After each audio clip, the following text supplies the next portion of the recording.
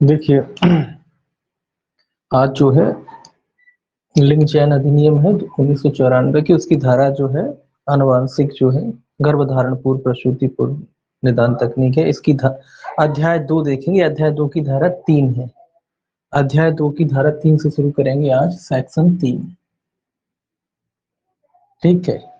Section 3 विनिमय regulation से संबंधित है। किस चीज के रेगुलेशन से संबंधित है? जो अनुवांशिक परामर्श केंद्र होते हैं, अनुवांशिक प्रयोगशाला होती है, अनुवांशिक क्लिनिक होते हैं, उनके संबंध में जो रेगुलेशन किस प्रकार से फॉलो किए जाएंगे उसके बारे में बताया गया है। तो इसको लिखेंगे अनुवांशिक परामर्श केंद्र।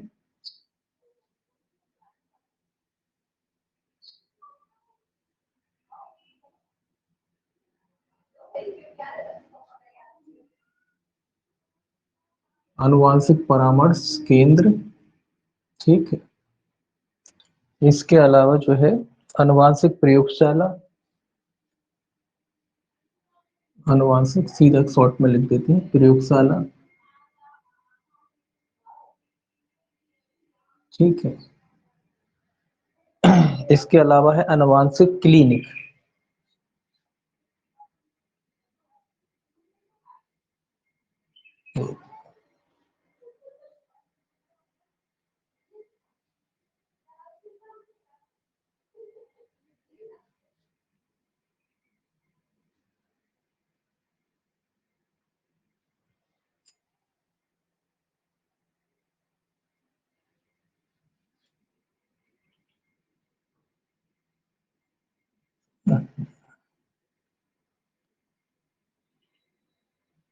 अनुवांशिक क्लिनिक का विनिर्माण।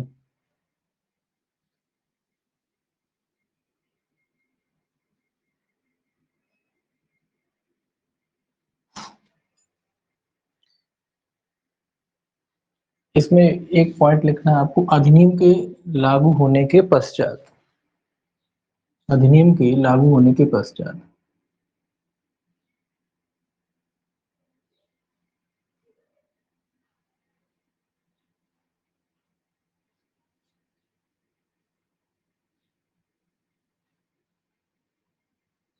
ये कह रहा है कि ये अधिनियम जब लागू होगा तो कोई भी अनुवांशिक परामर्श केंद्र हो, चाहे अनुवांशिक प्रयोगशाला हो, चाहे अनुवांशिक क्लिनिक हो, वो क्या नहीं करेगा। ठीक है। क्या नहीं करेगा? पहला 3 पॉइंट है इसमें। पहला है संचालन या मदद का कार्य नहीं कर सकेगा जब तक कि अधिनियम के अंतर्गत पंजीकृत ना हो। संचालन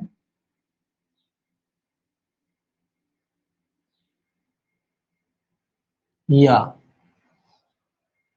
मदद का कार्य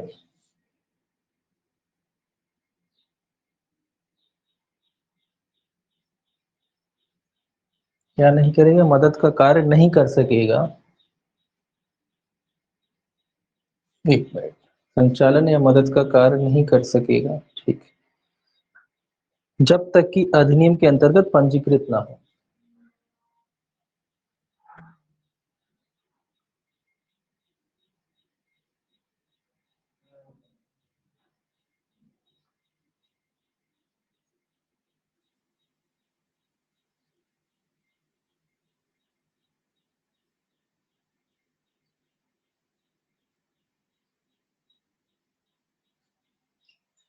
अंतर्गत।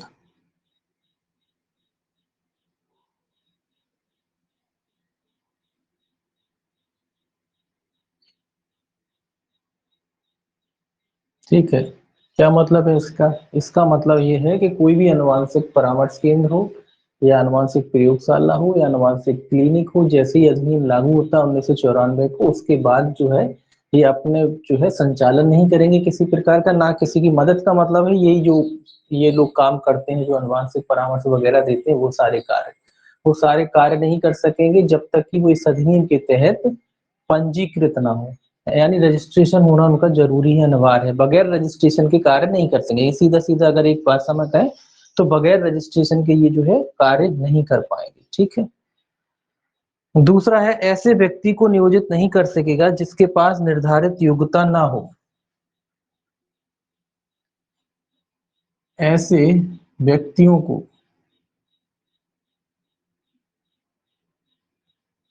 नियोजित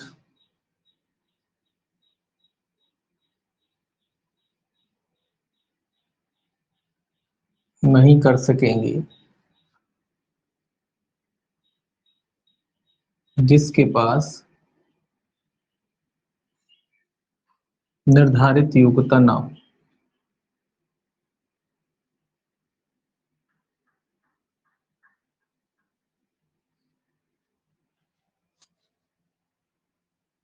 क्या मतलब है इसका? मतलब ये है कि ऐसे किसी व्यक्ति को भी नौकरी पे जो भी इनके अधीन काम करते हैं उनको नहीं रखा जाएगा जो एक योग्यता होती है हर उस पद के लिए, तो वो योग्यता धारित ना करता हो। कौन सी योग्यता? जो सरकार ने तय की हो। जैसे अनुवांशिक परामर्श केंद्र में जो भी लोग काम करते हैं उनके लिए क्या योग्यता होती है, तो वो योग्यता सरकार तय करेगी कि क्या होना, साइंस ग्रेजुएट होना चाहिए या डिप्लोमा वगैरह जो भी सरकार ने तय कर रखे हो, तो भाई वो डिप्लोमा होना चाहिए। तो ऐसे ही व्यक्तियों को नियुक्त किया जाएगा जो एक निर्धारित योग्यता रखते हो। अगर निर्धारित योग्यता नहीं रखते तो ऐसे व्यक्तियों को नियुक्त नहीं किया जाएगा। ठीक। तीसरा है पंजीबद्ध स्थान के अलावा कार्य नहीं करेगा। पंजीबद्ध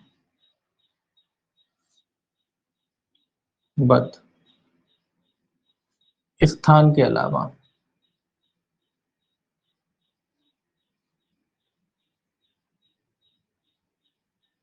अन्य लिख लीजिए, अन्य स्थान पर कार्य नहीं करेगा।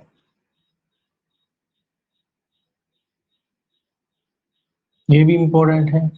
तो मतलब जहाँ का आपका रजिस्ट्रेशन हुआ स्थान भी निश्चित होगा कि फलानी जगह जो है आप जो है अपनी प्रैक्टिस करेंगे या अनुवांशिक परामर्श केंद्र स्थापित करेंगे, तो उसी जगह आप उसका संचालन करेंगे, किसी और जगह संचालन नहीं कर सकते। ऐसा नहीं कि भाई लाइसेंस ले लिया और एक लाइसेंस ले लिया और कई जगह स्थापित करिए, वैसे नहीं। उसके अगर कई जगह स्थापित करना है तो फिर उसके लिए परमिशन लेनी पड़ती है अलग अलग स्थान के भी, कहाँ कहाँ हमारी ब्रांच होंगी उसके लिए अलग से। तो जो आपके पंजीबद्ध स्थान या जो पंजीकरण है आपका उसमें जो भी स्थान लिखा है उसके अलावा कहीं और आप जो है इसकी स्थापना वगैरह नहीं करेंगे या कार्य नहीं करेंगे अनुवांशिक परामर्श केंद्र आदि का। ठीक है। जहाँ के लिए लाइसेंस है वही काम करेंगे। सिंपल है इसमें। संचालन मदद का कार्य नहीं करें, सीधी सी बात। रजिस्ट्रेशन की बात है, रजिस्ट्रेशन अगर नहीं है, पंजीकृत नहीं है तो कार्य नहीं करेंगे। ठीक है। और जहाँ रजिस्ट्रेशन है उसी स्थान पर करेंगे। तीसरा, अगर किसी को रखना है, किसी व्यक्ति को उसमें आपको नियोजित करना है तो वो योग्यता रखता होगा जो सरकार ने तय की है, निर्धारित योग्यता जो भी रखता हो वो योग्यता वाला व्यक्ति होगा, तभी उसको जो है वहां कार्य पर रखेंगे। ठीक है। अब आता है इसमें 3A, ये सेक्शन वाइज इंपॉर्टेंट है। Section 3A। ठीक है। सेक्शन 3A जो है आपका ये कहता है लिंग चयन का प्रतिशत। इंपॉर्टेंट सेक्शन है, सेक्शन वाइज इंपॉर्टेंट है, याद रखना। लिंग चयन का प्रतिषेध। ठीक है। ये सेक्शन इंपॉर्टेंट है, याद रखेंगे इसको ही। ठीक है। लिंग चयन का प्रतिशत किस धारा में किया गया है? धारा 3A में। ये से पूछा जाएगा। अब इसमें एक एक पॉइंट आपको नोट कर लेना है। लिंग चयन, तो लिंग चयन का मतलब है किसी भी महिला या पुरुष या दोनों का, किसी भी महिला या पुरुष या दोनों का। बस क्या मतलब है इसका? इसका मतलब है कि भाई किसी भी प्रकार का लिंग चयन का प्रतिषेध करती है ये धारा, कि चाहे वो पुरुष हो चाहे महिला हो या दोनों हो, किसी भी प्रकार के ऐसे टेस्ट नहीं किए जाएंगे जिससे जो भी बगैर शिशु होता है उसके लिंग के बारे में पता पड़ सके। ठीक है। ऐसा नहीं कि केवल महिलाओं का, महिला पुरुष किसी का भी, कोई भी तकनीक हो सकती है ना। चाहे वो महिलाओं का हो चाहे वो पुरुष का हो या महिला पुरुष किसी का भी, मतलब किसी भी प्रकार के ऐसे टेस्ट नहीं किए जाएंगे जिससे ये पता पड़ता हो कि माँ के गर्भ में जो भी बच्चा पढ़ रहा है उसका लिंग क्या है। चाहे इसके लिए महिलाओं की जांच करनी पड़े, चाहे इसके लिए पुरुषों की जांच करनी पड़े या फिर दोनों की जांच करनी पड़े। ठीक है। तो किसी भी प्रकार की ऐसी जांच नहीं की जाएगी, ना तो महिलाओं की जाएगी लिंग चयन के लिए, ना पुरुषों की जाएगी। ठीक है। तो याद रखना महिला पुरुष दोनों है, ऐसा नहीं कि केवल महिलाओं की जांच से ही पता पड़ता है। ठीक है। महिला पुरुष दोनों की, क्योंकि विज्ञान में कई तरीके होते हैं और अभी नहीं है तो आगे आ जाएंगे, इसीलिए पहले से ये शब्द लिखा कि महिला या पुरुष या दोनों का। ठीक है। तो ये याद रखना है आपको, बस केवल हेडिंग वाइज इंपॉर्टेंट है और दोनों के चयन पर रोक लगाता है। सेक्शन 3 का बी है ये, कैपिटली लिख लीजिए। सेक्शन 3 बी है, केवल हेडिंग इसमें लिखना है। ये कहता है ऐसे व्यक्ति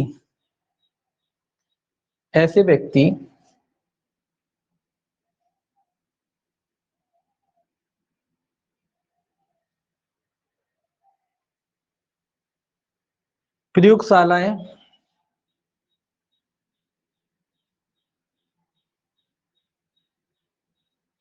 ठीक है, व्यक्ति भी हो गए और प्रयोगशालाएं भी होंगी, लेबोरेटरीज के बारे में भी कह रहा है कि जो लेबोरेटरीज होती हैं वो, तथा क्लिनिक, इसके अलावा क्लिनिक,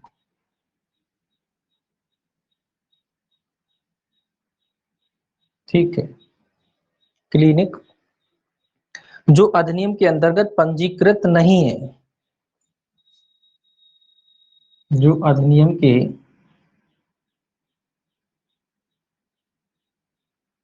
अंतर्गत पंजीकृत नहीं है,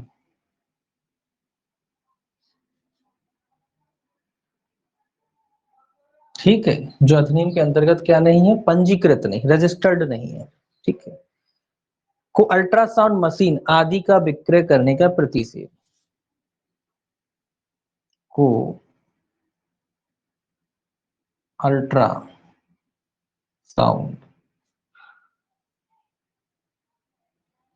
मशीन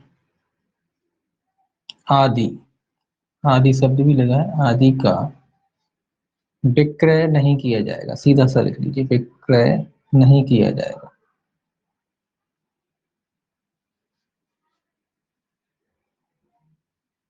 ठीक है। ये धारा ये कह रही है, इसमें केवल हेडिंग ही लिखना है। ये धारा ये कह रही है कि ऐसा कोई भी व्यक्ति या प्रयोगशाला या क्लिनिक जो इस अधिनियम के तहत पंजीकृत नहीं, तो उसको अल्ट्रासाउंड मशीन या आदि, आदि का मतलब जो भी इससे रिलेवेंट मशीनरी होती है वो, उनको विक्रय नहीं किया जाएगा। मतलब अगर आपको अल्ट्रासाउंड मशीन वगैरह खरीदनी है, या आप कोई पर्टिकुलर व्यक्ति भी हो सकते हैं, व्यक्ति मतलब डॉक्टर वगैरह जो खरीदते हैं, प्रयोगशालाएं हो सकती हैं, क्लिनिक हो सकती है, तो इनको कुल मिला के पंजीकृत होना जरूरी है, रजिस्टर्ड होंगे तभी इनको अल्ट्रासाउंड मशीन और भी जो मशीन है वो दी जाएगी, अन्यथा इनको विक्रय नहीं किया जाएगा। तो जैसे कि अपन, अब आप कहो कैसे, जैसे कि आप बंदूक खरीदते हो, जब आप शस्त्र का लाइसेंस बनवाते हो, तो लाइसेंस बनने के बाद आप उसे खरीद सकते हो। आप चाहो कि शस्त्र की दुकान पर जाए और आपका कोई लाइसेंस नहीं और आप खरीद लो, तो आपको वो नहीं देगा, ऐसे ही इन्हीं में है, सेम वही बात है कि अगर आपके पास लाइसेंस, यानी आप पंजीबद्ध हो, एक तरीके से लाइसेंस, पंजीबद्ध का मतलब लाइसेंस है आपके पास, तभी आपको अल्ट्रासाउंड मशीनें आदि दी जाएगी, अन्यथा नहीं दी जाएगी, यानी उसका विक्रय किया जाएगा, ठीक है। तो जो पंजीबद्ध होंगे वही लोग खरीद सकते हैं, हर कोई नहीं खरीद सकता, हर कोई खरीदता तो सभी लगा लेते अपने घर में, ठीक है। तो इसीलिए ध्यान में रखिए, पंजीबद्ध होगा वही लोग खरीद सकते हैं। अब धारा 4 है, धारा 4 अध्याय 3 है ये, इसके बाद ये दो धाराएं थी, इसके बाद अध्याय 3 है, प्रसूति पूर्व निदान तकनीक का विनियमन, ठीक है। अध्याय 3 में धारा 4 है पहला, थोड़ा, एक मिनट, थोड़ा सा इसको मिटाइए।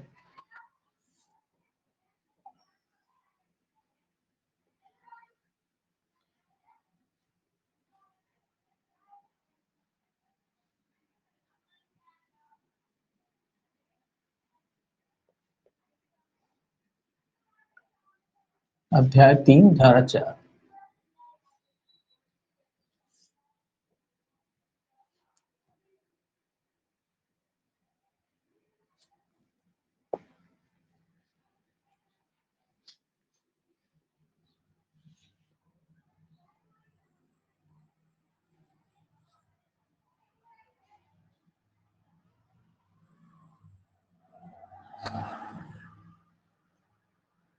अब देखिए, अध्याय 4, सॉरी, अध्याय 3 धारा 4,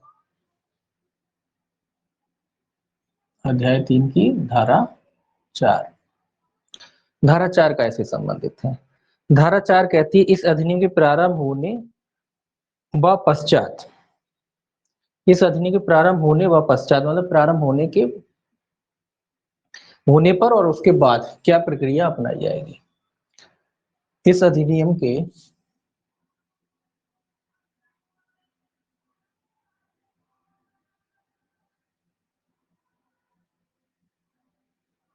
के प्रारंभ, प्रारंभ मतलब जैसे ही लागू होता है अधिनियम वो, और उसके बाद होने पर व पश्चात, और उसके बाद मतलब लागू होने के बाद, लागू होता है और उसके बाद, उससे पहले की बात नहीं कह रहा, उसके बाद कह रहा है। इसमें आपको एक, इसमें थोड़ा सा लिखना है आपको, प्रसूति पूर्व तकनीक की निम्न वर्णित उद्देश्यों के सिवाय प्रयोग नहीं की जाएगी। कौन सी तकनीक, एक बार लिखते हैं, प्रसूति पूर्व तकनीक, ठीक है, निम्न उद्देश्यों के सिवाय, के सिवाय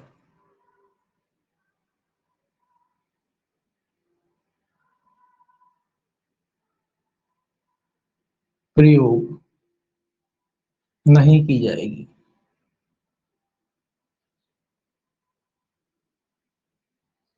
मतलब ये जो तकनीक है ये कह रहा है कि उसमें कुछ बांट दिया है कि भाई इन्हीं चीजों के लिए आप इसका इस्तेमाल कर सकते हैं। ये जो टेक्निक है, जो अल्ट्रासाउंड मशीनों से जो चेकिंग वगैरह होती है उसके बारे में बता दिया है कि इनका इस्तेमाल तो कर सकते हैं, गाइडलाइन बना दी, लेकिन इनका इस्तेमाल किन चीजों के लिए करेंगे वो गाइडलाइन यहाँ बता दी गई है कि इनका इस्तेमाल इन्हीं चीजों के लिए किया जाएगा, इसके अलावा और किसी चीज के लिए इसका इस्तेमाल आप नहीं कर सकते, जो सरकार ने गाइडलाइन बनाए। कब से ये लागू होगा, जैसे ही अधिनियम लागू होता है उस दिन से लेके उसके बाद तक, मतलब अभी तक। कौन कौन सी चीजों में आप इसका इस्तेमाल कर सकते हैं? पहला कह रहा है गुणसूत्री अनियमितता, गुणसूत्री अनियमितता,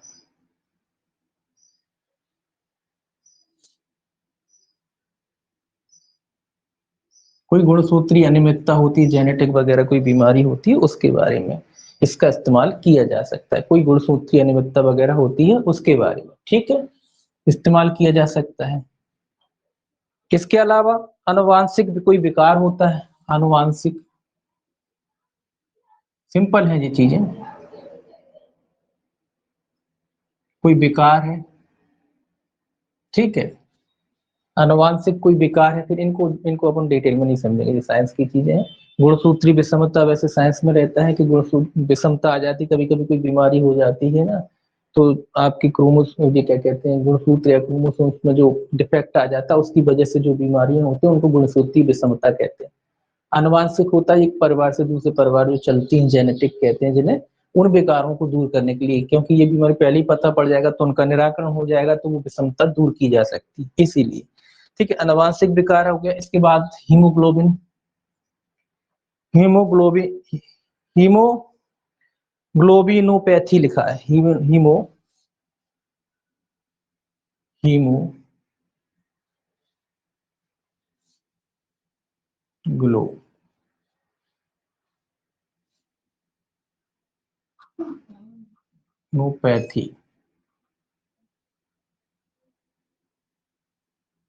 ये रक्त संबंधी विकार कह लीजिए इन्हें तो।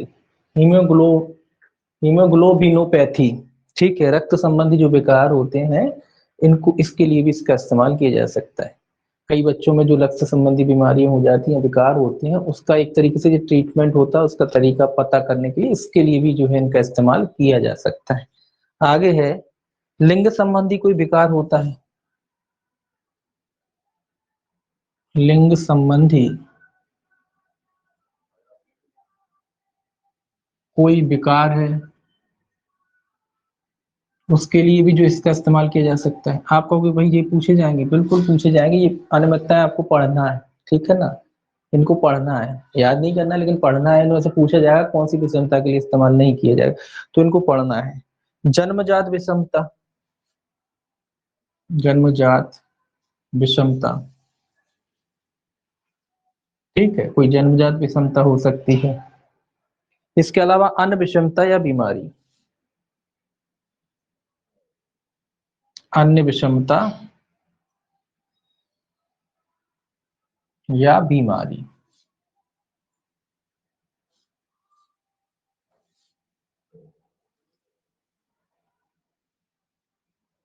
ठीक है, अन्य विषमता या बीमारी में भी जो इसका इस्तेमाल किया जा सकता है। अब एक चीज और, ये तो हो गई इसका कि प्रयोग नहीं किया जाएगा इनके सिवा, मतलब केवल यही उद्देश्य है, इन्हीं उद्देश्यों में इसका प्रयोग किया जाएगा, अन्य उद्देश्यों में प्रयोग नहीं किया जाएगा। अब इसमें याद रखना है कि प्रसूति पूर्व परीक्षण नहीं किया जाएगा जब तक कि निम्न शर्तें पूरी ना हो। सीधा इसमें लिख देता हूं, परीक्षण, प्रसूति परीक्षण ही है, परीक्षण नहीं किया जाएगा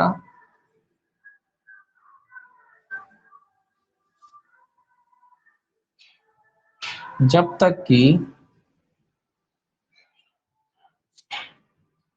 निम्न शर्तें पूरी ना हो।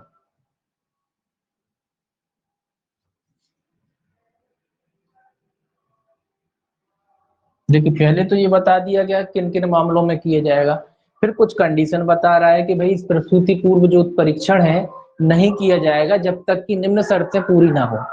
यानी ये कह रहा है कुछ शर्तें लगाई गई हैं तभी जो है प्रसूति पूर्व जो है परीक्षण आदि जो है किया जाएगा।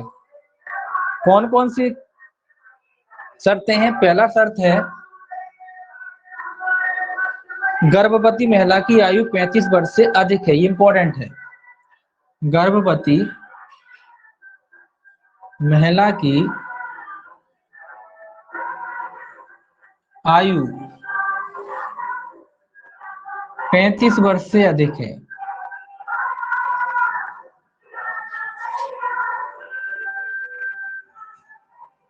ठीक है, ये इंपॉर्टेंट है, याद रखना है कि अगर कोई गर्भवती महिला है उसका इस तरीके का परीक्षण तभी किया जाएगा जब उसकी आयु जो है 35 वर्ष से अधिक हो। दूसरा, अब आप जो लोग जानते होंगे, जो लोग इससे परिचित होंगे जानते हैं, आप जब भी अल्ट्रासाउंड वगैरह कराने आप लोग जाते हैं तो एक डॉक्टर एक फॉर्म भराते हैं, फॉर्म भराते हैं। अब तो डिजिटल हो गया, फिर उसके बाद पूरी जो प्रोसेस की जाती है फॉर्म भराने के बाद, ठीक है। तो इसीलिए ये सारी सरकार डिटेल मांगती है डॉक्टरों से या अल्ट्रासाउंड सेंटर वालों से कि आपने किन किन के किए, किस एज की थी, तो सारी डिटेल सरकार उसमें मांगती है उनसे, तो एक फॉर्म फिल करना पड़ता है। तो ये कह रहा है गर्भवती महिला की आयु 35 वर्ष से अधिक है, पहली शर्त है इसकी। 2 या अधिक गर्भस्थ भ्रूण हानि हो चुकी है, 2 या अधिक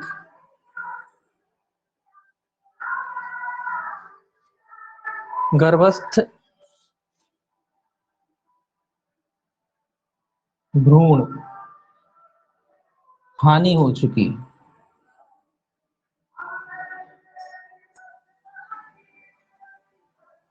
ठीक है, तो 2 या अधिक पहले क्या हो चुका है, गर्भ धारण के बाद गर्भस्थ भ्रूण हानि हो चुकी वो महिला की 2 या 2 से अधिक बार, तब उसका जो है फिर ये किया जा सकता है, आपका क्या कहते हैं, ये अल्ट्रासाउंड वगैरह जो भी है वो किया जा सकता है। ठीक है, 2 या 2 से अधिक बार गर्भस्थ भ्रूण हानि हो चुकी। ठीक है, तो ये भी इंपॉर्टेंट है। इस तीसरा कब किया जा सकता है, ड्रग्स, विकिरण, इन्फेक्शन या केमिकल आदि के संपर्क में आई। ड्रग्स,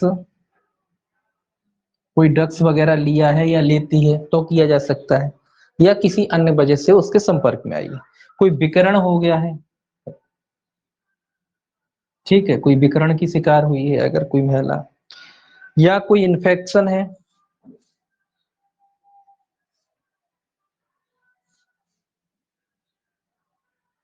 कोई इन्फेक्शन की वजह से किया जा सकता है, या केमिकल आदि के संपर्क में आई है, या केमिकल आदि संपर्क में आई।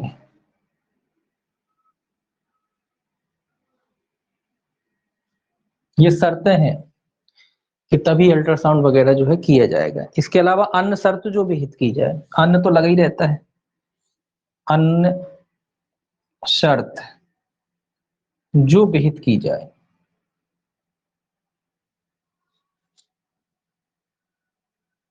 क्या मतलब है इसका, मतलब ये कि जो भी शर्तें सरकार और तय करती है उन शर्तों के अधीन ही क्या किया जाएगा, ये अल्ट्रासाउंड वगैरह जो है किया जाएगा। ठीक है, इसके अलावा यहाँ लिख देते हैं, तीसरा पॉइंट आपको यहाँ लिखना है, नीचे लिखना है, मैं यहाँ लिख रहा हूँ, जगह नहीं है इसीलिए। ठीक है, तीसरा पॉइंट मतलब एक स्टार बना के लिखना है।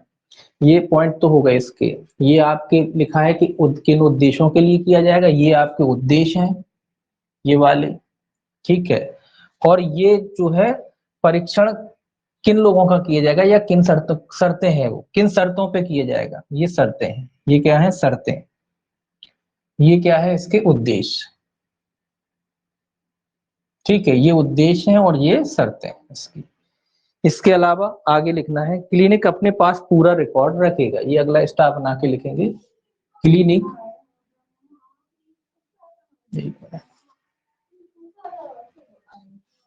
क्लिनिक अपने पास पूरा रिकॉर्ड रखेगा।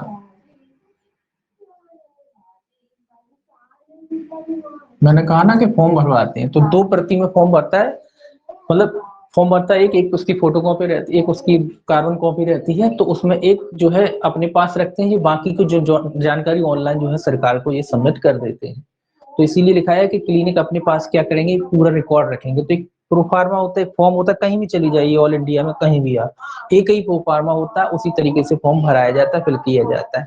ठीक है, फॉर्म भराते हैं और एक वो अपने पास रख लेते हैं, और एक कॉपी आपको भी दी जाती है, कार्बन कॉपी आपको मिलती है और बाकी वो अपने पास रखते हैं, और बाकी जो जानकारी है वो सरकार की साइट पर ये अपलोड कर देते हैं। अब तो ऑनलाइन सिस्टम हो गया, तो आप जानते हैं ओटीपी वाला सिस्टम कर दिया उन्होंने। ठीक है, रिश्तेदार या पति लिंग चयन नहीं कराएगा। ये रिश्तेदार और उनके लिए पति के द्वारा लिए है, रिश्तेदार या पति लिंग चयन नहीं कराएगा।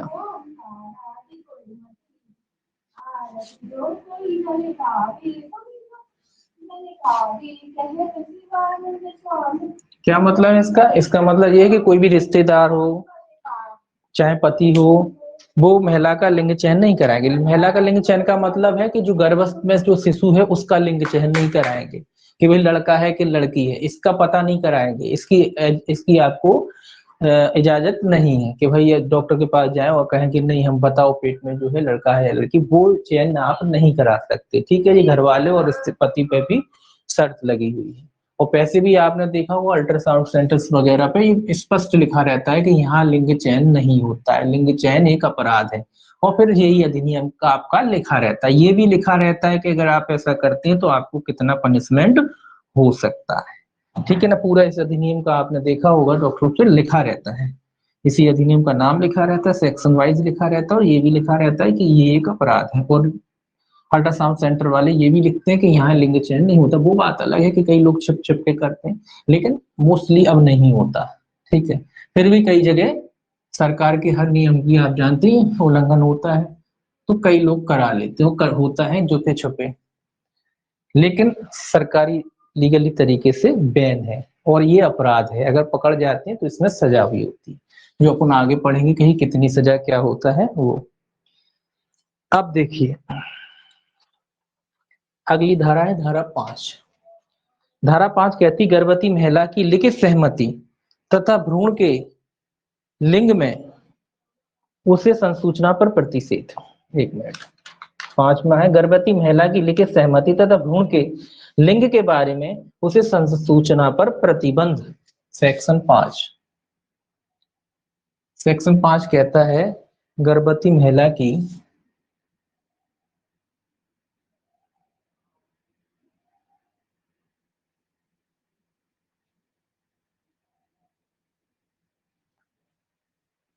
लिखित सहमति।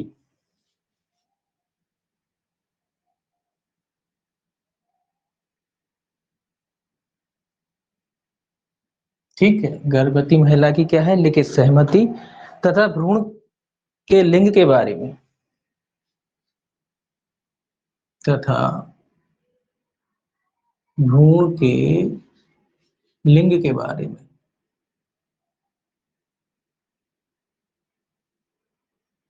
ठीक है, भ्रूण के लिंग के बारे में उसे संसूचना पर प्रतिबंध, उसे संसूचना पर प्रतिबंध। ठीक है, ये आपकी हेडिंग हो गई।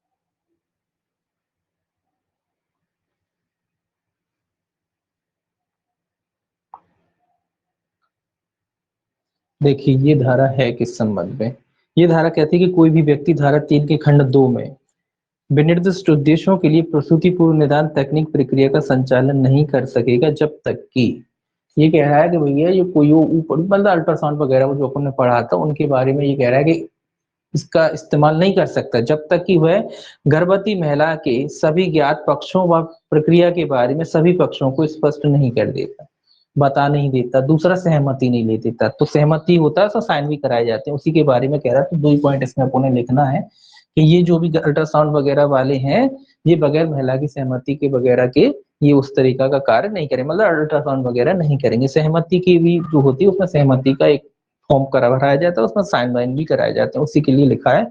उस महिला की लिखित सहमति, इसमें लिखिए उस महिला की लिखित सहमति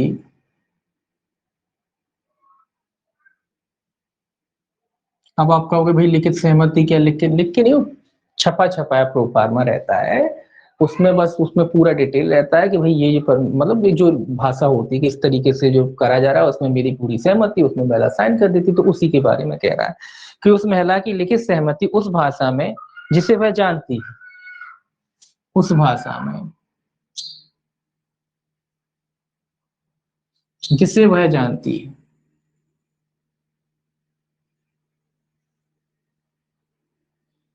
ठीक है। तो मोस्टली इंग्लिश अपने यहाँ इंग्लिश हिंदी चलती है तो दोनों भाषाओं में रहता है अपने यहाँ, ठीक है। तो उस भाषा में जिसे वह जानती है विहित प्रारूप में प्राप्त नहीं कर लेता, विहित प्रारूप में प्राप्त नहीं कर लेता।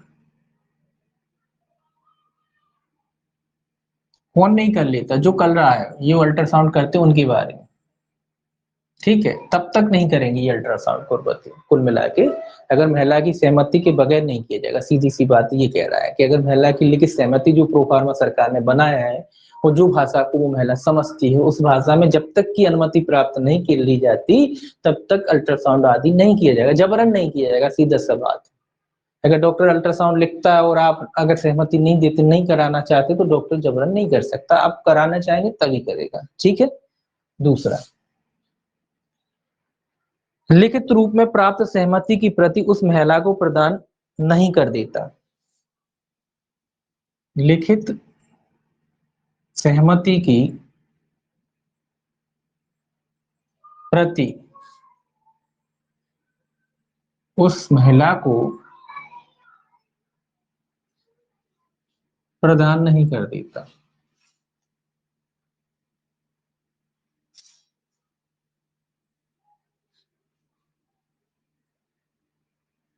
ठीक है। ये भी याद रखें कि जब आप अल्ट्रासाउंड कराने जाते हो तो एक प्रति आपको मिलती है, दी जाती है, ठीक है।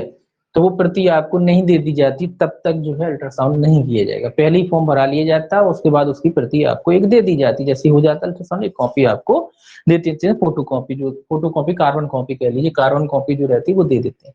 मोस्टली जगह दे देते हैं, कई जगह नहीं देते, तो आप मांग सकते हो उनसे। आप जानते हैं, वो जानते हैं कि भाई कोई नहीं जानता, लेकिन अधिकतर जो बड़े शहर हैं या जो जहाँ पे ज्यादा स्ट्रिक्ट नियम फॉलो होते हैं वो देते हैं, ठीक है, अपने आप ही देते हैं वो लोग। तो एक कॉपी आपको दे देते हैं, तब तक इस प्रकार का कोई लिंग चयन वगैरह नहीं किया जाएगा, ठीक है। तो इसका मतलब, इसका सार धारा 5 का केवल यही है कि महिला की लिखित सहमति प्राप्त करना पड़ेगी और उस भाषा में प्राप्त करना पड़ेगी जिस भाषा को वो समझती है।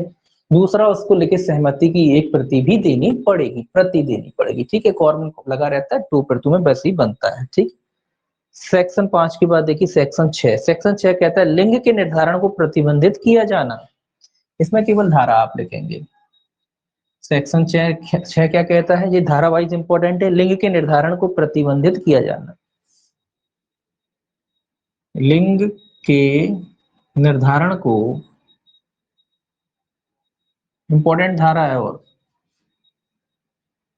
प्रतिबंध, लिंग के निर्धारण को प्रतिबंधित किया जाएगा।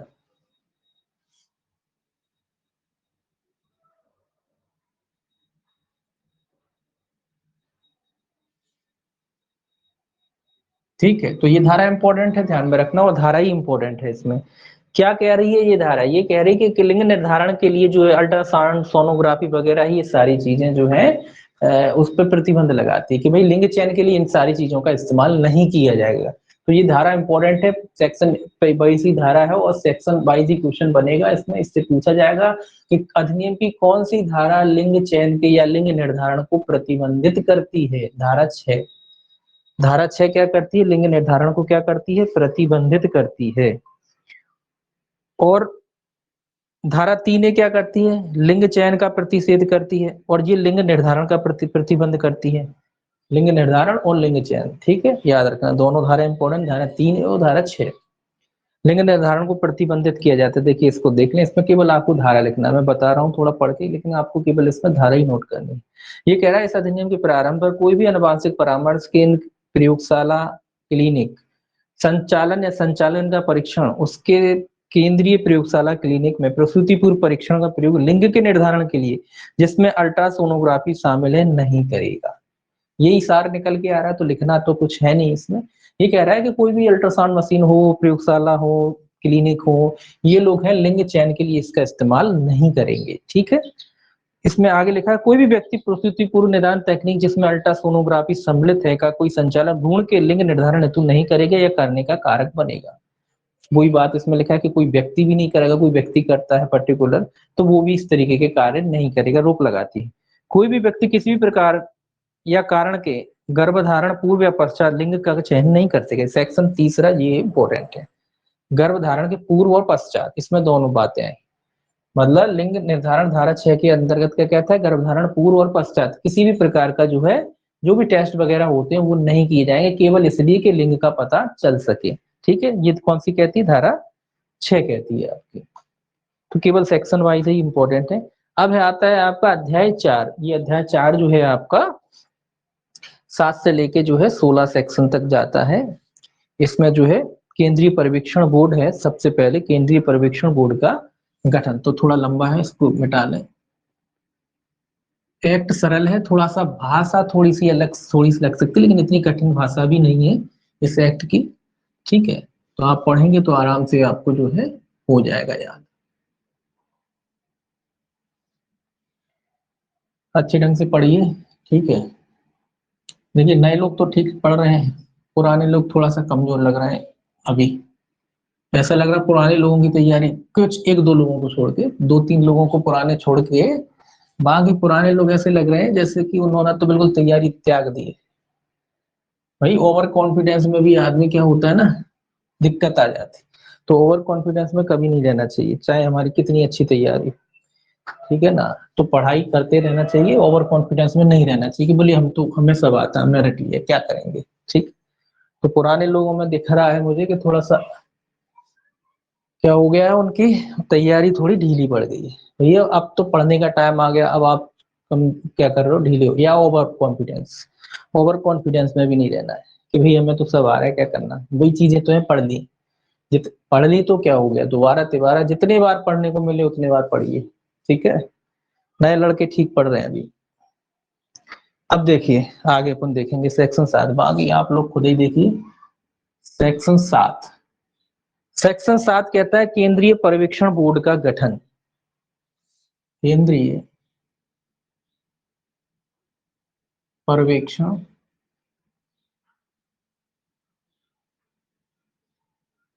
बोर्ड का गठन,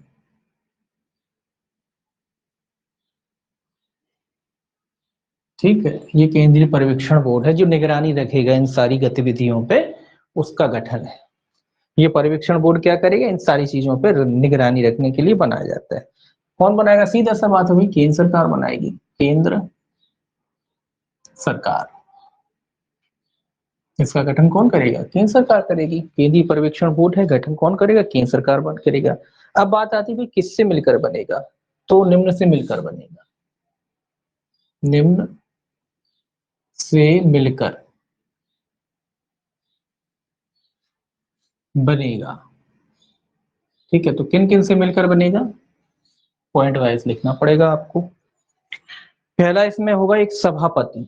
कौन होगा? सभापति, ठीक है।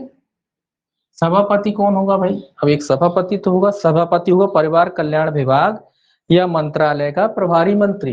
ये आपको याद रखना पड़ेगा, इंपॉर्टेंट है। परिवार कल्याण विभाग,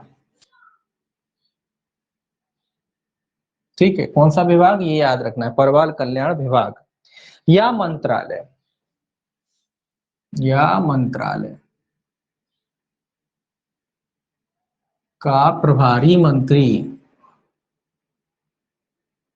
ठीक है, वो कौन होगा? इसका सभापति होगा।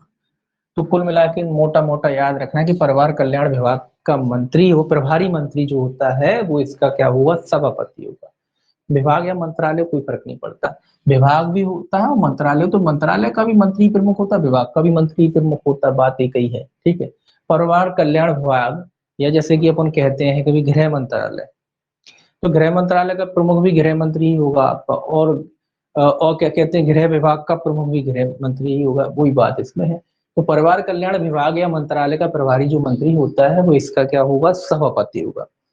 इसके अलावा उपसभापति, सभापति होगा और एक क्या होगा? उपसभापति।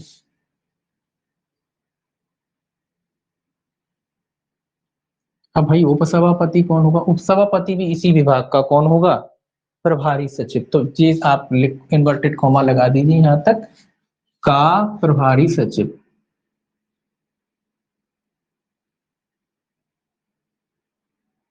मतलब कौन होगा? उपसभापति। उपसभापति भी जो है परिवार कल्याण विभाग या मंत्रालय का प्रभारी सचिव जो होगा वो यहाँ उप सचिव होगा। प्रभारी सचिव होगा वो कौन होगा? इसका उपसभापति होगा। भाई सचिव कौन होता है? सचिव तो ये परमानेंट पद होते हैं, आईएएस ऑफिसर जो होते हैं वही बनते हैं, तो ये मंत्री के बाद सबसे ऊपर के पद यही है बस, सचिव। तो जो प्रभारी सचिव होगा वो कौन होगा? उपसभापति होगा, मंत्री जी ऊपर, उसके बाद जो आपका उपसभापति, उस का प्रभारी जो सचिव होता है वो उपसभापति होगा, ठीक। इसके बाद तीन पदेन सदस्य होंगे, तीन कितने सदस्य होंगे? पदेन सदस्य होंगे।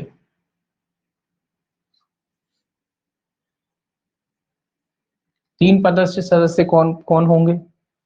पहला, इसमें रोमन में लिख सकते हैं, महिला एवं बाल विकास विभाग का प्रभारी, सीधा लिख लीजिए, महिला एवं बाल विकास का प्रभारी, ये भी सदस्य के रूप में होंगे, ठीक है, पदेन सदस्य होंगे ये, ठीक है। पदेन सदस्य का मतलब होता है जो ये पदेन सदस्य होते हैं, प्रभारी मतलब जो भी इस पद पे बैठे होंगे वो ऑटोमेटिकली यहाँ के पदेन सदस्य होंगे, ठीक है। दूसरा, कानून एवं न्याय मंत्रालय के विधि कार्य विभाग या विधायी विभाग का भी प्रभारी हो जाएगा इसमें, है ना। कानून, कानून एवं न्याय मंत्रालय,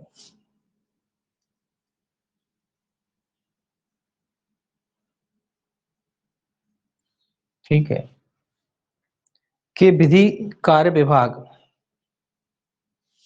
के विधि कार्य विभाग, ठीक है, या विधायी विभाग,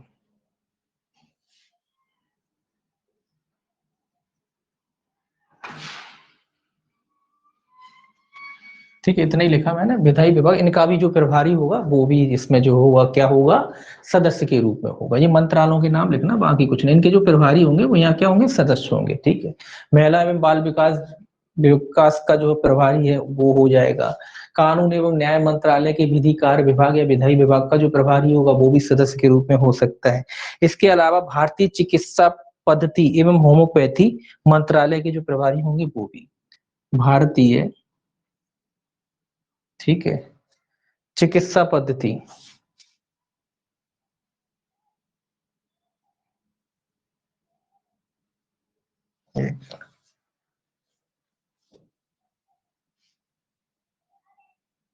पद्धति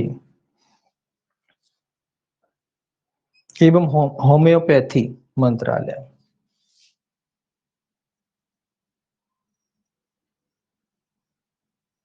होम्योपैथी, ठीक है। इनके प्रभारी जो होंगे वो भी सदस्य के रूप में होंगे, ठीक है। कौन कौन से विभाग हो गए? महिला बाल विकास विभाग हो गया, बस विभाग याद रखना, कानून और न्याय विभाग हो गया, और तीसरा जी इनके डॉक्टरों वाले जो हो गए चिकित्सा पद्धति होम्योपैथी वाले, जो मीठी गोली खवाते हैं डॉक्टर होम्योपैथी वाले, वो उनका जो विभाग है वो, ठीक है। ये लोग इसमें जो है होंगे। इसके अलावा पदेन सदस्य स्वास्थ्य सेवाओं का महानिदेशक, इसके अलावा एक पदेन सदस्य और होगा। ये 3 पदेन सदस्य हो गए, पदेन सदस्य, ठीक है। एक और होता है इसमें पदेन सदस्य, कौन होगा? स्वास्थ्य सेवाओं का महानिदेशक, यही लिख दीजिए, स्वास्थ्य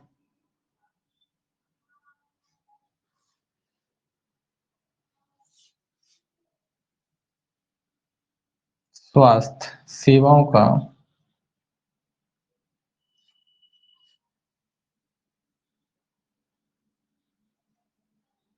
जो स्वास्थ्य सेवाओं का महानिदेशक होता है वो ऑटोमेटिकली यहाँ क्या होगा? पदेन सदस्य होगा, ठीक।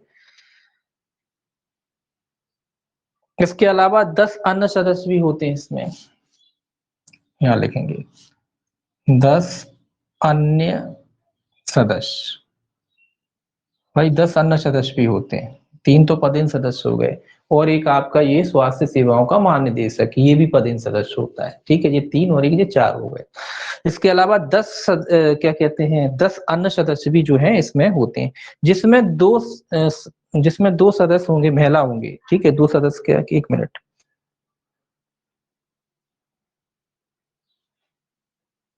अच्छा 10 अन्य सदस्य होते हैं, 1 मिनट, जिसमें लिखा है 2 सदस्य होंगे कम से कम। 1 मिनट, कौन सा सेक्शन है? 7वां, ये अपना पढ़ रही हूँ। 10 सदस्यों की नियुक्ति ऐसे व्यक्तियों के बीच केंद्र सरकार करेगी जिसमें 2 सदस्य विख्यात चिकित्सक अच्छा।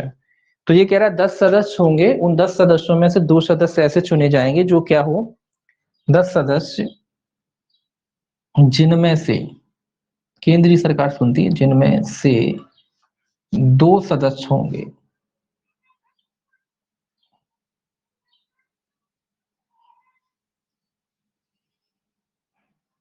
मतलब 10 सदस्य में से 2 सदस्य होंगे, किस बात के बारे में, किस चीज में से चुने जाएंगे, मतलब 10 जो सदस्य चुने जाएंगे और जो 10 सदस्य चुने जाएंगे उनमें से 2 सदस्य स्पेसिफाई, कुछ जो नीचे जो विषय दे रखे हैं उनमें क्या होता होना चाहिए, विद्वान कह लीजिए या कह लीजिए ज्ञाता होंगे, विशेष अनुभव रखने वाले व्यक्ति होंगे। कौन कौन से विषयों में से चुने जाएंगे? वो विख्यात चिकित्सा अनुवांशिक विशेषज्ञ, पहला कहता है विख्यात विख्यात चिकित्सा अनुवांशिक विशेषज्ञ, चिकित्सा अनुवांशिक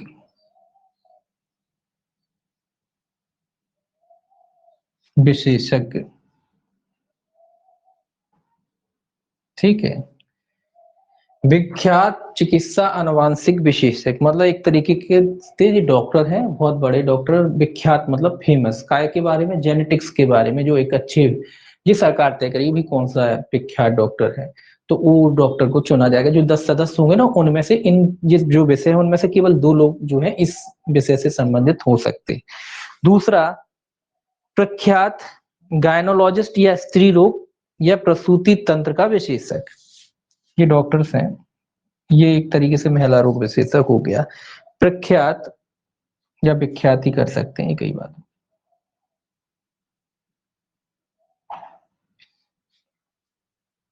गायनोलॉजिस्ट,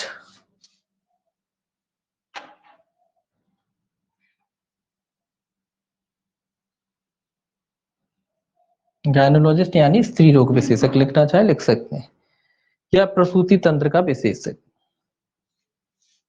या प्रसूति तंत्र का विशेषज्ञ, मतलब फेमस डॉक्टर हैं कुल मिला के ये लोग, ठीक है। आनुवांशिक में हो सकता है डॉक्टर, या आपका गायनोलॉजिस्ट हो सकता है फेमस, ये सरकार तय करेगी। विख्यात डॉक्टर होते हैं ना कुछ, उनमें से तय किया जा सकता है। विख्यात शिशु रोग विशेषज्ञ हो सकता है, ठीक है, सीधा सीधा लिख देता हूँ, शिशु रोग विशेषज्ञ हो सकता है, विख्यात तो है ही शिशु रोग विशेषज्ञ हो सकता है। ये साधारण डॉक्टर नहीं, विख्यात फेमस डॉक्टर होना चाहिए, ठीक है। विख्यात समाज विज्ञानी हो सकता है, ठीक है, समाज विज्ञानी, सीधा लिख रहा हूं, समाज विज्ञानी। कैसे विख्यात, सब फेमस डॉक्टर्स होते हैं। महिला संगठनों के जो है प्रतिनिधि हो सकते हैं। अब ये तो नेता आ गए भाई साहब। महिला संगठनों के प्रतिनिधि, महिला संगठनों के प्रतिनिधि। हर जगह नेताओं को घुसेड़ने के लिए एक रास्ता बना दिया जाता है ना, वो रास्ता है ये समाज विज्ञानी। तो ठीक है, ये महिला संगठनों के प्रतिनिधि, ये कौन होते हैं? ये सब नेता है ना, नेता होंगे वही। इनको इनको भी तो समिति में बैठना है, वही वहां जाना है। अब आपको इनको बड़ा शौक रहता है, क्यों जाते हैं?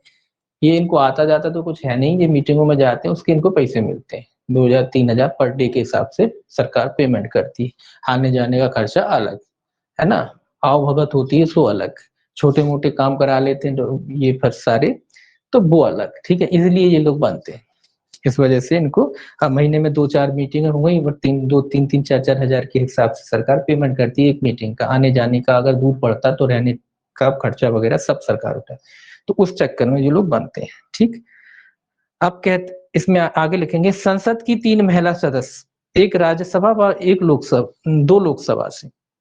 यहाँ आगे है संसद की 3 महिला सदस्य, इसमें नहीं, यहीं से यहाँ इसी में लिख लीजिए, संसद की स्टार बना के लिखिए, संसद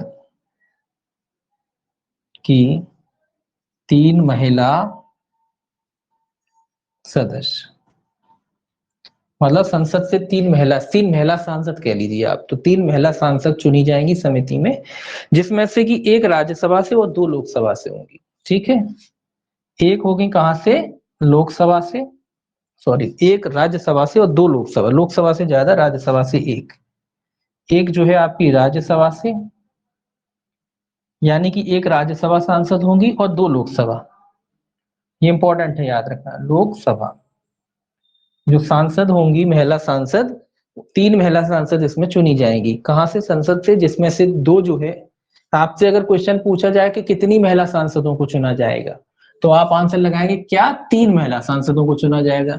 अगर वो आपसे ये पूछे कि लोकसभा से कितनी महिला सांसदों को चुना जाएगा, तो आप लगाएंगे 2 महिला सांसदों को चुना जाएगा, क्योंकि पर्टिकुलर लोकसभा का क्वेश्चन कर रहा है वो आपसे। अगर वो आपसे क्वेश्चन करे कि राज्यसभा से कितनी महिला सांसद चुना जाएंगी, तो आप क्या लगाओगे कि एक महिला सांसद राज्यसभा से चुनी जाएंगी। और कुल कितनी होंगी? कुल 3 होंगी। अगर संसद की पूरी मिला के बात की जाए तो 3 महिला सांसदों को चुना जाएगा। ये आपको देखना है कि क्वेश्चन कैसे पूछता है वो, वैसे इतना बारीक क्वेश्चन नहीं पूछेगा, लेकिन पूछ सकते हैं, माइनस मार्किंग में बारीक क्वेश्चन पूछे जाते हैं। मार्किंग में गलत कराने के लिए आपसे इसी तरीके से पूछे जाते हैं, कुछ क्वेश्चन बनाए ही जाते हैं गलत कराने के लिए, कि बच्चा अगर ढंग से ना पढ़े तो वो गलत करे, ठीक है। तो माइनस मार्किंग में अलग से क्वेश्चन एक तरीके से बनाए जाते हैं, ये आपको ध्यान में रखना है, ठीक है। इसके अलावा आगे है, आगे स्टार बना के ही लिख लीजिए। 4 सदस्य, 4 अन्य सदस्य भी होते हैं। जो 4 सदस्य होते हैं, ये थोड़ा सा बड़ा है लेकिन तो आपको पढ़ना है। 4 सदस्य जो होते हैं चक्रानुसार राज्यों के प्रतिनिधि, चक्रानुसार राज्यों के प्रतिनिधि।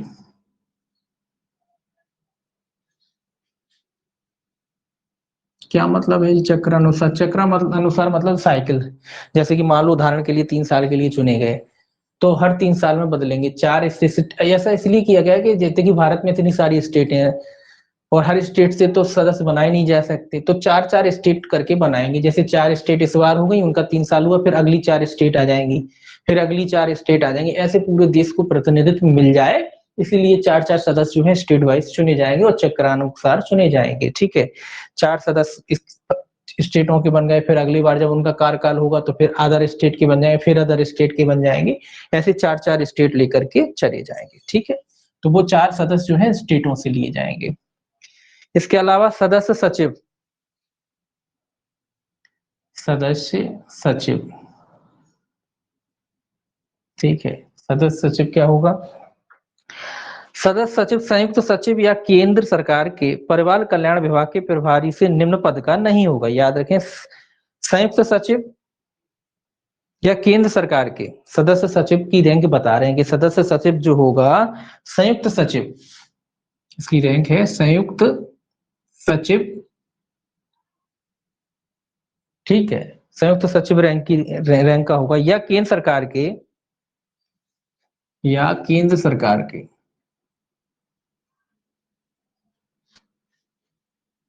परिवार कल्याण, वही मंत्रालय है कई, परिवार कल्याण विभाग के प्रभारी से, के विभाग के प्रभारी से अनिम्न पंक्ति का नहीं होगा।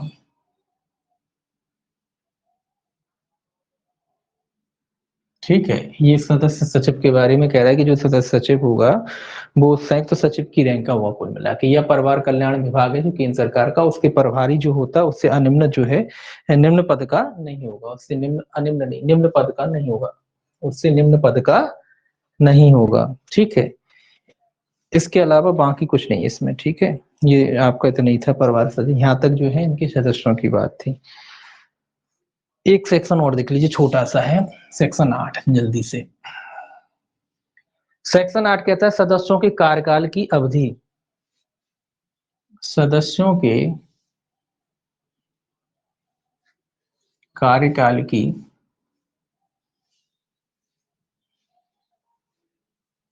अवधि। ठीक है, ये कह रहा है सदस्यों के कार्यकाल की क्या अवधि होगी, तो याद रखें, केवल 2 ही पॉइंट याद रखना है, 3 वर्ष के लिए नियुक्त किए जाएंगे, 3 वर्ष के लिए, 3 वर्ष के लिए। इनकी नियुक्ति कितने साल के लिए होती है? 3 साल के लिए। इंपॉर्टेंट है ये क्वेश्चन भी। 4 सदस्य चक्रानुसार राज्यों से 1 वर्ष के लिए चुने जाएंगे। वो 4 सदस्यों की बात कह रहे थे, ये 1 साल के लिए चुने जाएंगे, हर 1 साल में जो है बदलते जाएंगे स्टेट। तो 4 सदस्य चक्रानुसार राज्यों से, 4 सदस्य